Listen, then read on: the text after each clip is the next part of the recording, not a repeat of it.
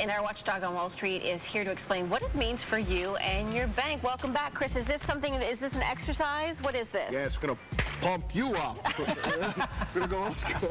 No, yeah, it's basically what they're going to do is they're going to take a look at all the various different banks and see how they can go about handling worse economic conditions that we have today. I'm not sure exactly what the numbers are. Unemployment has to go up, I think, around 10. Yeah, we've got your worst case scenario numbers. Economy, the economy goes down by 3.3%. 3.3%. Yes.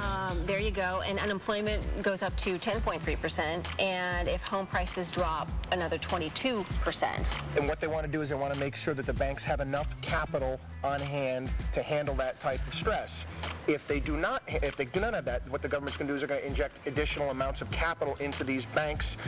It's going to be almost like a convertible type of preferred, which can then go into common stock, and the taxpayer is going to be getting paid 9% interest on that money. Is that what has the stock market all freaked out, this whole talk about nationalizing banks? Can you explain that to us? Well, in some cases, there's actually been a thought that, because the government is already so involved with some of these banks that they've almost nationalized Citigroup because they already got 40%. Their hands involved in what the goings-on is the banks. And the private markets, they don't like the government being involved in these various different businesses because they don't think that they're going to be able to do a good job.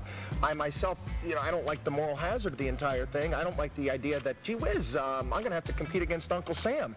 And, gee, what if Uncle Sam says he doesn't want to compete with me anymore? He can make me go away. So that does scare people. What about people worried about their own individual bank, whether it's going to pass the stress test? Well, it doesn't matter either way. Barack Obama said in his speech, it doesn't matter what's going to happen. There's going to be the money there. Everybody's going to be guaranteed in regards to this stuff. We've already seen the limits, the FDIC limits go up to $250,000. Right. Make sure you don't have any more than that in one account, obviously. But I wouldn't worry about it as an individual consumer. And at what point do they have to pass this stress test? Sometime this year? It's going to start right away, and they said it's going to be completed by the end of April. Do you think that the numbers that they're talking about that we just went over there, do you think that that's a worst case scenario, or is it perhaps not high enough or too high in those numbers? See, by looking at the various different numbers that I've seen, you want to use history as a guide in regards to the length of recessions, not to mention the fact you want to take a look at durable goods numbers.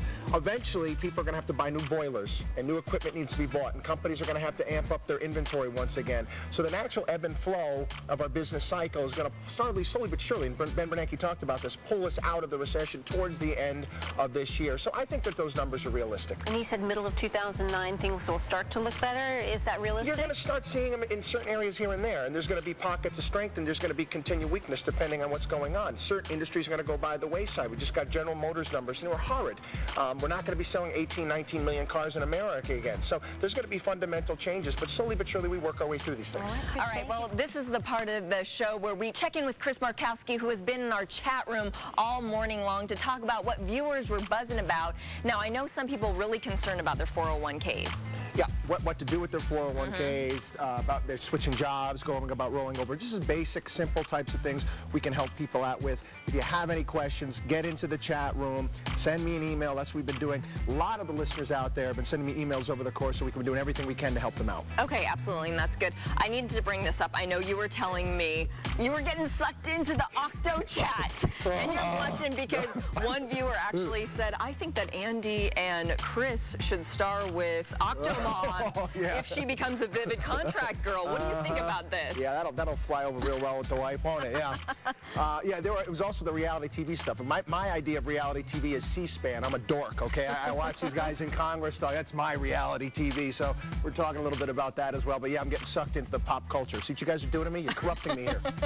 Well, you're getting a little bit of everything, okay? So what did viewers talk to you about? Because I know you said that pretty much dominated your time in the chat room today. Well, yeah, a lot of the people said, well, leave her alone. Should they not leave her alone? Can she afford to have a kid? My question is this, okay?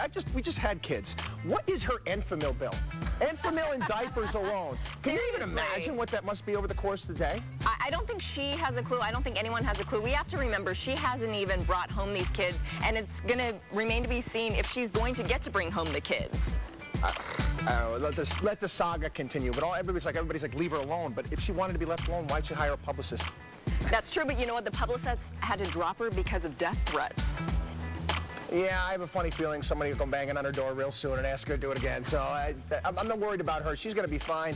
She's going to get sponsors left and right. She's going to get book deals. She's going to have all sorts of things coming down the pipe. But once again, it's our culture, unfortunately, is heading towards more style over substance, and I think that's a bit of a problem. Okay, real quickly, she has this website set up asking for donations. How do you think she should handle this? Because a lot of people don't trust her enough to send their money, but they're worried about the kids. They want to help the kids out. How do you think she should solve this problem?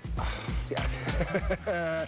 How about giving some of the kids up for adoption? I think that's a good start. I don't think that there's any way that, you know, I have 3 children, and I do the best I can trying to run around getting from lacrosse practice to soccer practice all over the place. How are you going to raise 14 kids on your own? How is it, the time limitations? How do you hold 14 kids over the course of a day? Very difficult. I think you're asking questions everybody is wondering about.